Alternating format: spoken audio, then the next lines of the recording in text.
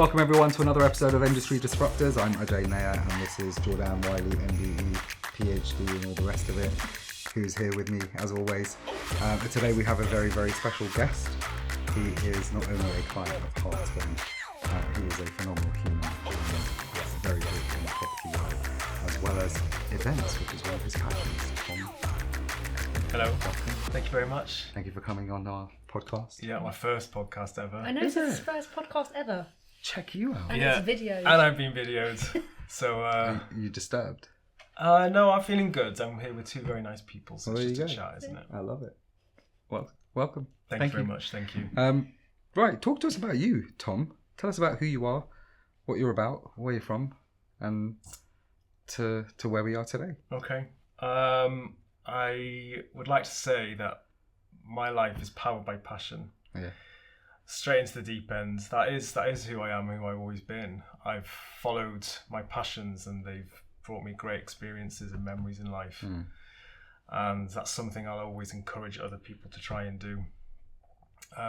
Particularly fighting that status quo and doing what you know is right for you rather than following what others tell you is the right thing to do. You know me, man. I'm all for that. Yeah. I'm all for that. I know you're very vocal as well with it. I cannot stand it when someone who doesn't know what they're doing is trying to tell you what to do. Yeah. So, yeah, I'm with you on that 100%. Yeah. But going down that path that not everyone follows comes with like real challenges. It's quite isolating, and you have to have real mental resilience and an understanding of yourself to forge that path forward.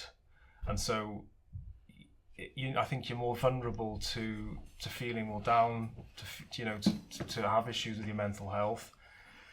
And so something I would like to share today is going on that journey, finding my lowest, but actually that being a springboard into fulfilling my wildest dreams. And that's where I am today. It's really, really exciting. Good, man. Glad to hear it. I feel like it's it's like really lonely sometimes, isn't it? And then when you find your tribe, it kind of makes it all worthwhile. Because I can really resonate with that. Yeah. Where I'm sort of like the black sheep, and I've like gone this way and done this thing, and it's like, Yeah. oh my god, I'm alone. Yeah. And then you finally find your people, and you're like, okay, this is reassuring. Yeah, definitely. And that can include family members. You have to limit your interaction with certain people because you're not going to get the full support, or they won't understand. Sometimes I speak to some friends about the projects I'm doing and I get blank faces and they just have no questions for me. And there might be certain doubts. And so you just got to be really strong with and like determined with what you're doing and believe what you're doing. I've had the same with family where they said, why are you renting? Why are you not buying? And every time I explain the same thing and they just don't get it. Yeah. I think your tribe statement, Jordan, is absolutely perfect because, when we did the episode on you and you spoke about being in the tennis world and having that tribe of tennis kind of professionals that you were around, and whilst they were your tribe on a physical athletic point of view, not necessarily on the same likes or dislikes as you from a personality point of view. And then obviously coming out of that into kind of this world of mortgages and property and stuff like that, where you were like, oh, I kind of found my people now. I think that it makes a big difference. I've had crazy ups and downs throughout my life with people just not understanding who I am, and because they don't understand, it's the immediate kind of alienation or bullying tendency that happens kind of straight away. Depending on your resilience as a human, it kind of takes you into different areas of darkness, lightness, kind of in between, and you're not really sure where you should be going or how you're going to come out of that. I think it makes a big difference with how you think and kind of assess things within your own mind. And you touch on that mental health side of things, where 10 years ago people would have probably just laughed at you in the face, right? Today it's so much more apparent because a lot of people are not hiding what they're going through, demons they may have, or whatever their thought processes are. And I think especially for that the men have always been, there should never be any kind of, evidence of you having any kind of vulnerabilities or negative thoughts or anything like that. You're the strong person, and you should be, proud of everything that it is that exists, and it just doesn't work that way, and people don't get it. No. And another thing is, what people don't realize is that understanding your mental health is actually a really positive thing. And it can, as I said, for me, it springboarded me into my wildest dreams, because it's made me realize I need to work better with myself, understand particularly my subconscious, because 90% of your decisions are made by your subconscious.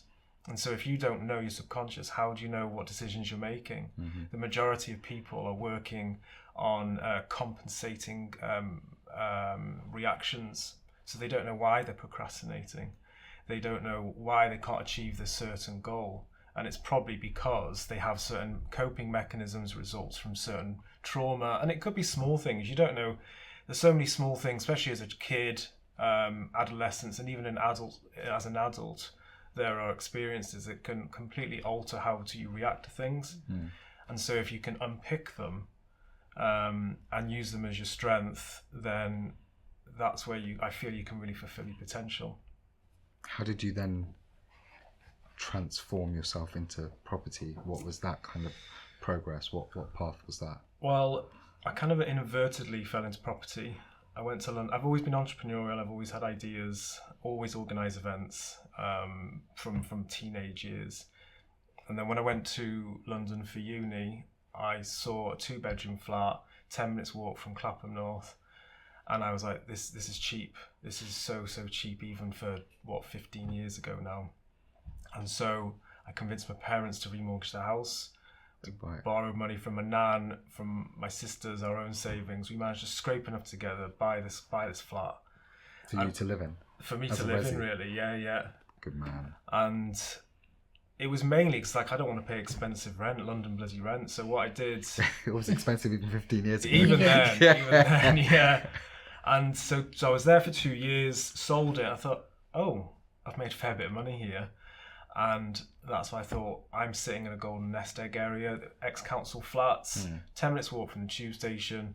And so throughout the whole of my 20s, I bought, renovated and sold. You just kept flipping? In those pretty much 3 blocks of flats. Oh, really? Yeah, I knew the area well. I jumped on them quickly. Some of them bought for 200, spent 25 on, and sold for 420. So we made good money. It was split across the family. All the family was involved. My mum, dad, 2 sisters. And that allowed me to... And you were just running the show in London itself. Yeah. And that's where I learned, because I didn't know DIY. I didn't, anything about property. I just knew that it worked, and I knew it could help fulfill my passions, really. It was like, I can do one flip, and then I can go live abroad. And so for the whole of my 20s, I like to say that I led like a lady of leisure lifestyle. I really did. But I did things with it. I lived abroad. I always wanted to be fluent in French and Spanish, so I did that. Are you fluent in French and Spanish? Yeah. I didn't know. Yeah, I lived in Bolivia, and then I lived in France. You lived in Bolivia? Yeah. Wow. That's cool. You learn something new. Yeah. I swear, every time I meet you, I learn something new. Yeah, I know. You're like full of amazingness. I love it. As I said, I've been a lady of leisure for a long time, but and that's the thing, property has given me the opportunity to fulfill all those passions, and there are a lot of them, and so I'm really, really grateful. But I think it unlocked my mindset to realize that life is unlimited if you just look at things differently. That might sound like I know my own privileges, but I do know that if you're smart and educated and you have an open mindset and you don't put limitations on yourself, you can do whatever you want. And that's not that I've lived lavishly. I lived quite poorly for the whole of the 10 years. I didn't spend over, but I've done more than most people I've ever known. I've traveled more than most people I've ever known, and I've still spent less than they have. Because I think that's, for me, another reason I'm not money orientated. I never have been. Again, I probably sound like some privileged arsehole. Can you swear on here? You can do what the fuck you want. Can we swear? Yeah, No, at all. Fair enough, yeah. Have you met me? So that was my first 10 years in property, just flipping flats in London, and a couple of properties up north as well. Okay, so earlier on you touched on mental health side of things. I'm assuming that's because there was a bit of a downturn for you. Yeah, well, I think that was when I started to impose restrictions on myself. I actually got to the age of 30. So it was during this period. Yeah. It was the end of that 10-year period of London flipping flats, traveling the world, etc., etc. And I thought, I'm turning 30. I need to be serious. I need to build up this portfolio, and that probably is financially wise to do.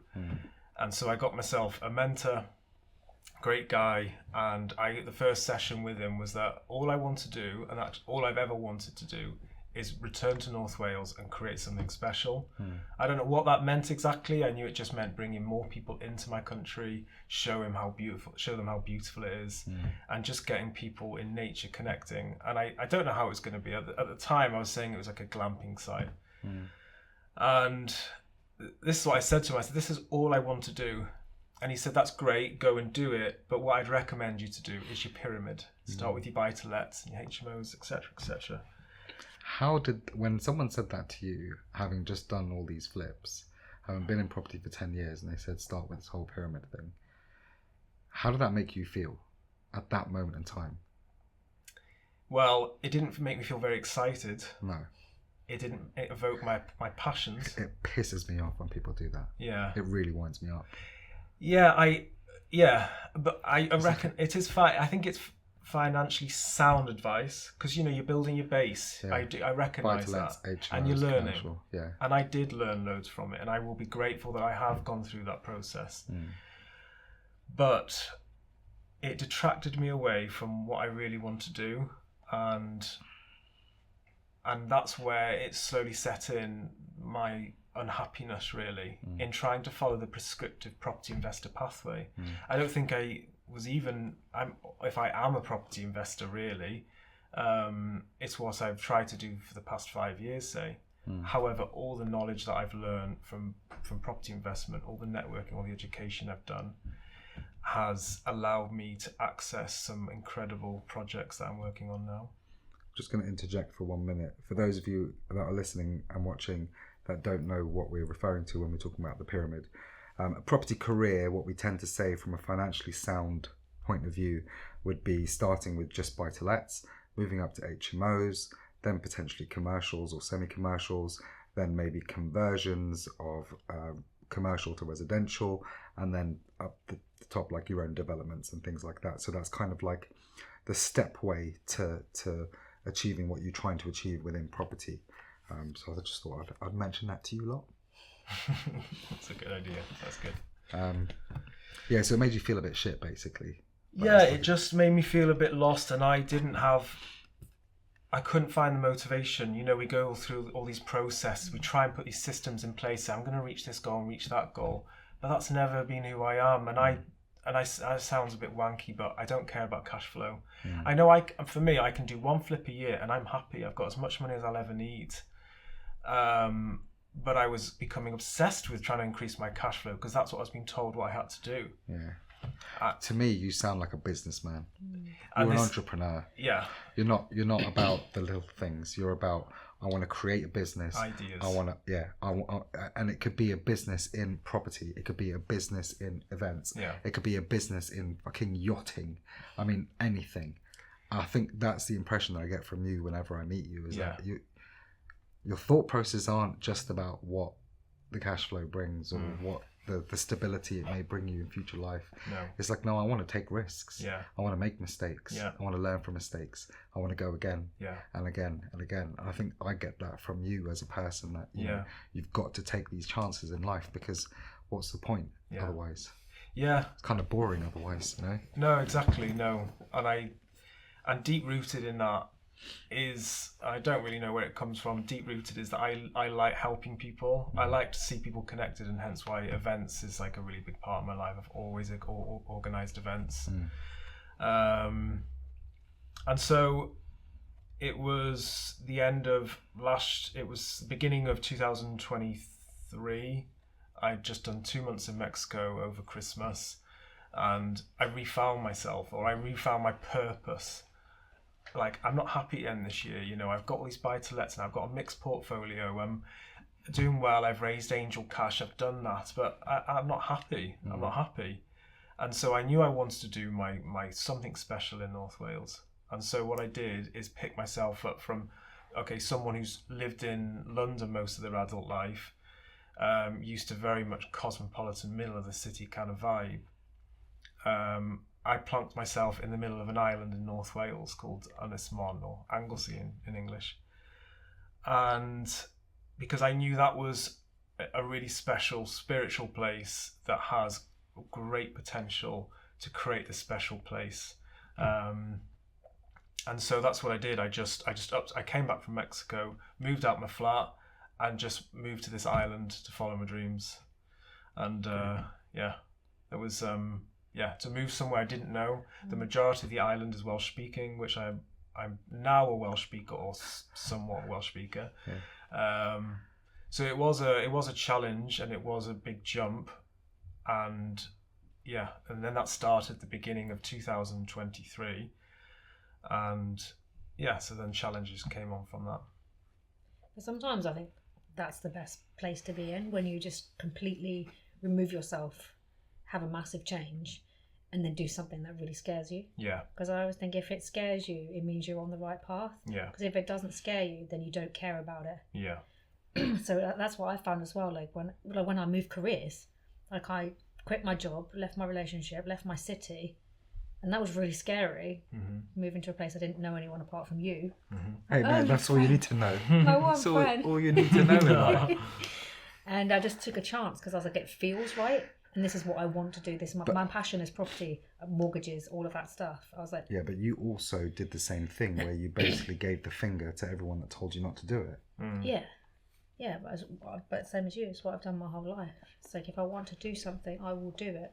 Even if I'm the only person in the world that believes that I can do it. Yeah.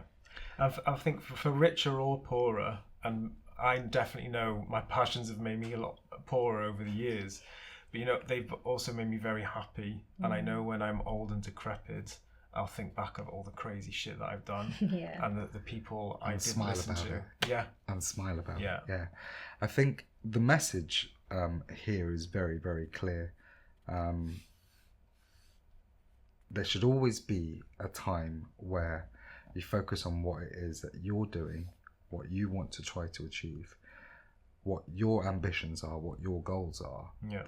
And block out all of the noise. Yeah. And forget about what other people are saying to you. Forget about what path other people are on. Forget about what achievements other people are achieving. Because ultimately you're on your own. You know what I mean? You've got your own little swivelly line that you follow, whether it's up, down, back, forward, whichever way it goes, it's yours. And it's got to be kind of unique to yourself. Yeah. But I mean, I've had it a lot throughout my life as well, where people, just this week, I thought to myself, you know what? How many people in the last year have told me, oh, Ajay, you shouldn't do that. You should do this. You shouldn't do that. You should do this. And I was just like, who are you to tell me that? Yeah. Who are you to tell me what to do? Like, you're not doing what I do. You don't own 17 companies like I own, right? You've got one thing that you're doing in life, yet you're telling me that I shouldn't do what I'm doing. But if you had 17 companies and you were telling me that, I'd listen. But if you're doing one thing, you've got one career, you've got one company that focuses on one aspect of life, why am I listening to that one person who's telling me how I should or shouldn't be? I mean, it goes back to starting when I was acting in LA, when I was doing a TV show in LA, 2009, and I decided I wanted to produce something. And the whole reason it came about was some of the crew on that TV show were talking about getting their sons and their nephews and whatnot into the industry. And I said, I'll produce something for them. I was like, you guys be my heads of department, and they can all come in and they can get their credits. Mm-hmm. And that's why I wanted to help them. I didn't know them, but I knew the crew, and they were really, really nice. Yeah. And I was like, they're struggling to do it because they don't produce, or no one's going to help them do it. I was like, well, I'll do it. Mm. And the first thing I got was like, you're a fucking actor. Why are you producing for? I was like, what? Why not? Mm. Like, who says I can't do that? Yeah. Now, of course, every single Tom, Dick, or Harry actor is a producer. Yeah. Right? Tom Cruise and what's his name? Clooney and Brad Pitt and, you know, Charlize Theron. Like, they've all got their own production companies. Mm. But if you go back 15, 16 years ago when I said that I was going to do it, I was like, no, you can't do that. Can't do that. You stick to one thing. Just because people have limitations doesn't mean that they're your own limitations. Yeah, the people want to set limitations on you because it makes them feel better. Mm. And so I think, when people act out of unkindness, it comes from a place of insecurity or jealousy. Yeah. And you have to remember that's their issue. Yeah. But and that's what again we go back to, surround yourself with the right tribe is important, so you're supported.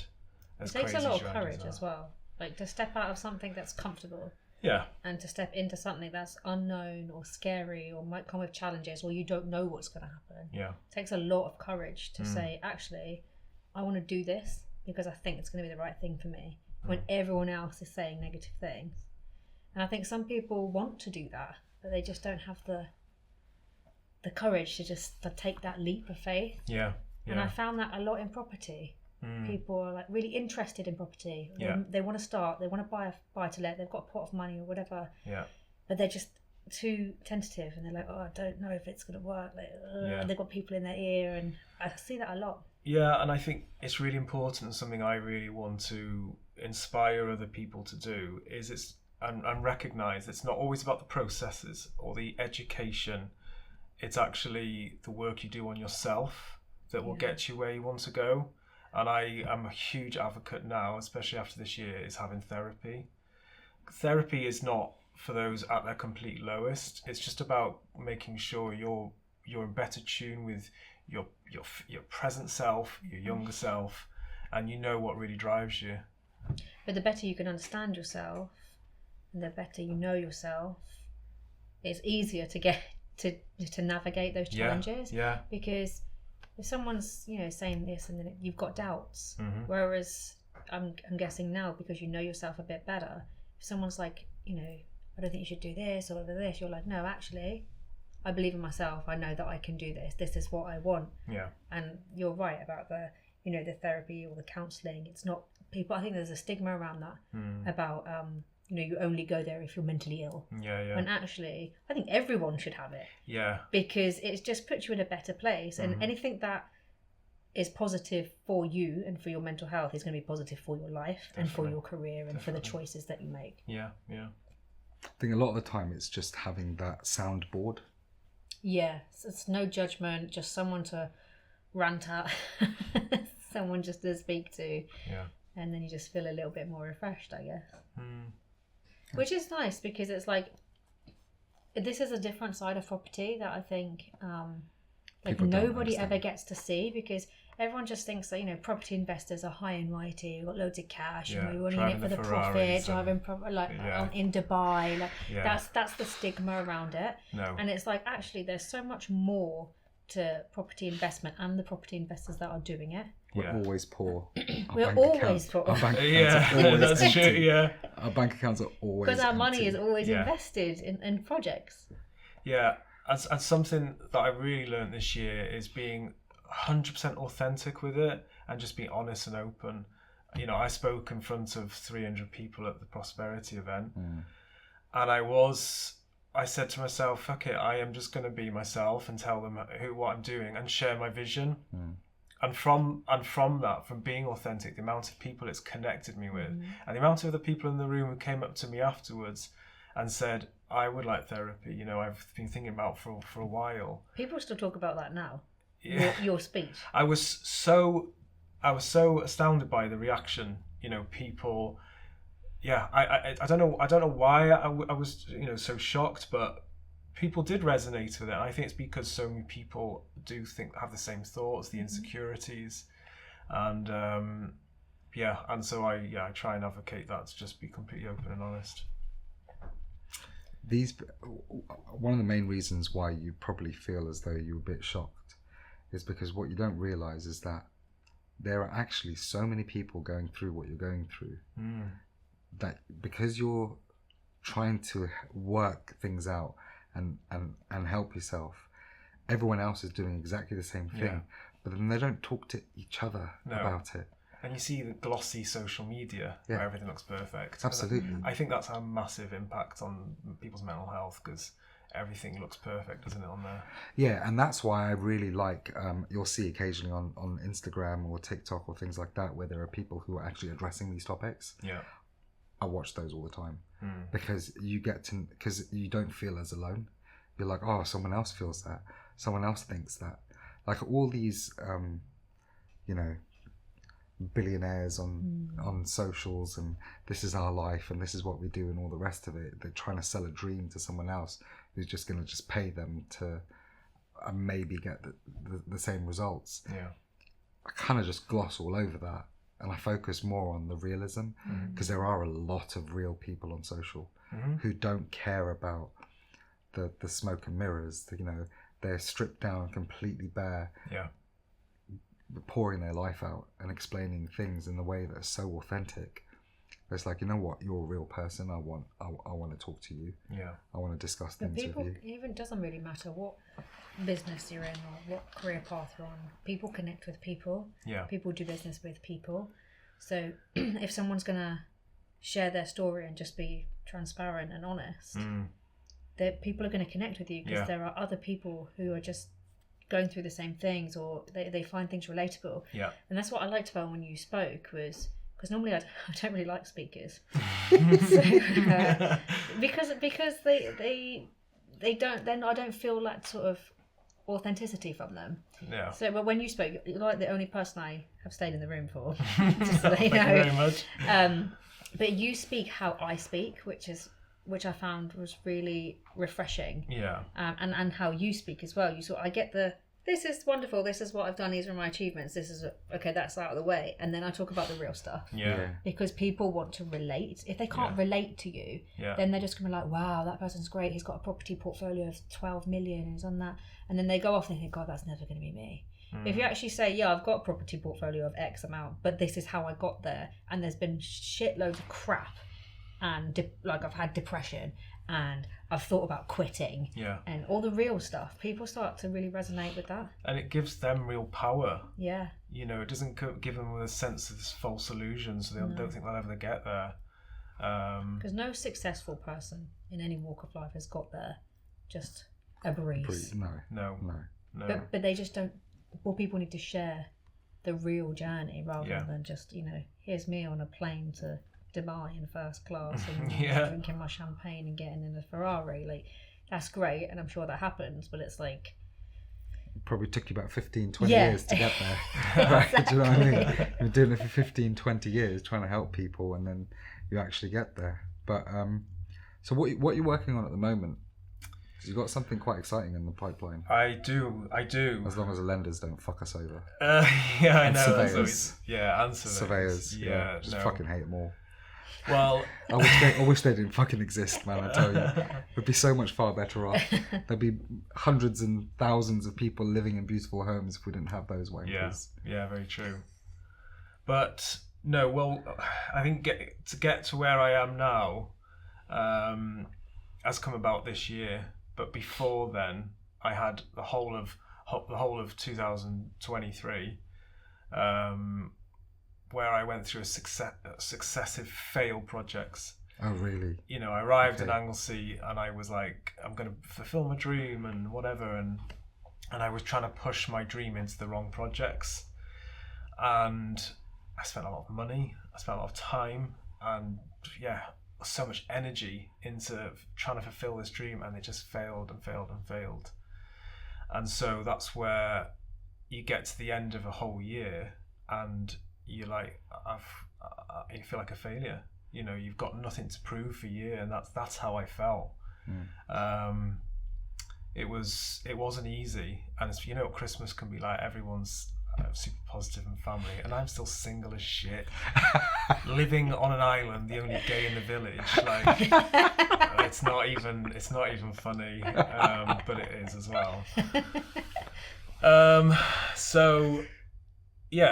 So Christmas time was very difficult, and so I'm going to tell you something, and it's going to take this so low, but I want you to realize it's something amazing as well, because it's got me to where I am now.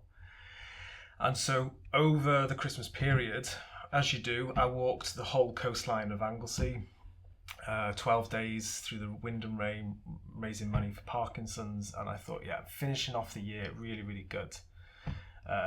You know, because the rest of the year's been shit. I can't show anything that I've done. And so I'm doing this special thing, but it was to mask my sense of failure and disappointment. And it was hard. It was hard. And the fact that I was tired from the walking, and then something like really reacted in me that I now know was my younger self. 14-year-old self wasn't in a good place. Not many of us liked high school. You know, few of us were bullied, and it's a tough place. Yeah, it is. It sucked. Yeah, it did. And the problem is, those experiences can last a long time. God, it's 20 years ago, and I'm still talking about it. It's ridiculous, but it is true. And I want other people to realise that sometimes you've got your 14-year-old self still talking to you. And at 14, I was not happy. Didn't feel like I was loved. I was unworthy. And so all these came together. It's failure of a year, my younger self speaking, tired. And on Christmas morning, I decided to kill myself. I decided that it would be easy if I wasn't here. I felt like a disappointment. And I was on this beautiful walk around 𝗍𝗄𝘃, and it was the first day I was going to be walking by myself. And so I woke up that morning and chose the cliff I was going to jump off. And I got there, and when I looked over the edge, it felt like peace. It felt like I don't have to live up to the failure. And really, what I know, it was my 14-year-old self speaking, a child, someone irrational. And it was only my dog whining. And I get pissed off with her, what she whines all the time. 𝗁𝗁𝗁𝗁, she's so needy. But in that moment, she brought me back to reality. She made me realise that someone would miss me. And I know my family would miss me, and my present adult self knows that. And so it was a really, really low point. I didn't share it with anybody. I continued the walk for the rest of the week. And I knew I needed therapy. I knew I needed help. Not only just to save myself, make myself happy, but also I still had this dream of creating a special place. And I know that's a horrible story, and probably the darkest thing said on here so far, but what I want it to be, especially for other people listening, is that even if you're at your absolute lowest, you can really jump off from that point and learn from it. And it gave me the opportunity to say, right, I really need to fucking fix myself now. And therapy was amazing.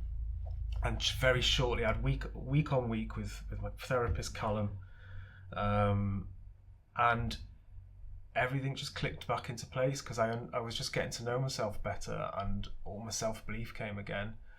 And from February onwards in particular, all these opportunities start coming up, because I was just living my true self, and I was listening to my true self, and I wasn't listening to 14-year-old self as much.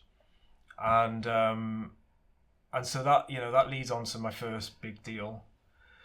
Now up to this point, I realised I wanted to create some sort of retreat, a complex that brings, individuals, small groups, large groups, and then I provide all the facilities, such as spa, event studio for yoga, different conferences, etc. And then I would have a portfolio of local professionals who can add to that bespoke retreat experience. If you want private share for yoga teacher, mountain guide, it allows you to come and create that bespoke experience for you or your group. And so that's what I was aiming for, and those are the projects I was actually looking for. But then this little post came up on the local newspaper, and it was like, oh, Anglesey's largest hotel complex is still on the market. And I thought, bugger it. Like, I was at that point, I was feeling good about myself. I was like, I can do whatever the fuck I want. Yeah. Like, everything's unlimited. And so I went to go and have a look. And it was an elderly lady who showed me around. It was organised by an agent, but it was the vendor showing me around in her 80s. And I knew I can connect to an elderly, woman. I just treat her like my nan. And that's what I did. And she showed me around. Massive. It's got all these different buildings, a shitload of land. And what it had in it, and it was when I drove up, and I was like, my property knowledge isn't expansive. It's limited, but I do understand value of property. I can see stuff. And I saw within this complex were 5 brand new 3-bedroom townhouses, terrace townhouses, that overlook the sea, overlook the mountains. And I can talk about figures and stuff, can't I? Yeah. So she wanted 1.7 for the whole complex, which is a lot of money in Anglesey in northwest Wales. Like, it's not down here, down south, but it's quite a lot of money. But when car parking space for that. Yeah, exactly. And so I looked at these houses and I said, so they're included in this whole complex? And she said, yeah. And then I, asked a few more questions, and I realised they need some works doing to them. They need the building regs signed off, but that they're practically there. Those houses signed off with a bit of paperwork, a bit of DIY, they're worth 1.5. So I know if I do that paperwork, they're actually worth 1.5, and that means the rest of the complex is 200,000. And in the complex, there's a 9-bedroom lodge, there's a 25-bed hotel with bar and restaurant, there's extensive gardens, there's outbuildings, there's a building plot, there's 10 acres of land, and there is a really large 21-box equestrian centre, all solid, purposely built, in great condition. It looks dated, it needs updating, and things just rolled from there on. And I knew already that they had an offer from some big hedge fund company, pretty much straightforward cash offer, and I got to know her even better, and I had to think, shit, how do I actually afford this now? And this is where it's come from years of going to prosperity, knowing people like you, learning from others, and the fact I've never ever done a creative deal. I've put every single creative strategy into one deal to make this work. And so from February up until now, I've made it work, and she chose me and my piddly creative deal over the straightforward cash offer. And more importantly, it's what she touched on before. People buy from people. Yeah. She's going to continue living next door, and she wants someone who's going to come round and bring cups of tea. That's you. That is. Yeah. I am an old woman. I like my cups of tea. You're like an old woman in a 30-year-old man's body. Yeah. And that's what she resonated with, and she wants someone who's going to come in, and give her cups of tea. And I was able to offer her full asking price. She was adamant she wanted that price. I said, I can give you that, but I have to do it in this way for you to get it.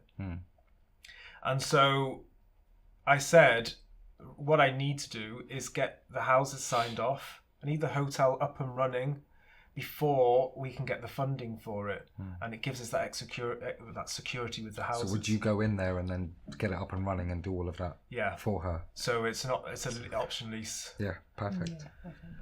And so that's what I said to her. I said, give you 1.7, but we need to go onto this lease first, so I can get some things sorted, get it up and running, and then we've got our lending options as well. I thought, I'll go a step further. It's still 1.7 I need to find after the lease. I said, I can give you 1.7, but I can also give you some interest if you like. So once I actually purchase, if you leave £1 million in the deal, I'll give you a charge against the 5 cottages, and I'll give you 5% a year for the next 5 years. Yeah. So that's cheaper than any commercial mortgage I'm going to get. Yeah. So really, I only need 700,000 to purchase it. And so that's pretty much the full bulk of the deal. There's a few other things, but I worked around them and I framed it in the right way. You know, they get 1.7 plus they get this interest over 5 years. When we're doing our launch party. Oh God, what, it's at the getting hotel? Massive. Yeah. It's getting I'm massive. excited. I'm ready. Darren, you coming? It's gonna be. Darren's in. Hrithik's in. Yeah, everyone's in. We're all in. It's gonna be. It's mental, and this is my ultimate dream in 10 years' time. Yeah. It's happening now, Yeah. and it's happening now because I got therapy. Right. I'm down with that. I'm Yeah. down with that. But I think we should finish on that note. Yeah, because it's that's a really beautiful positive note thing to finish on. Yeah. And I'm excited.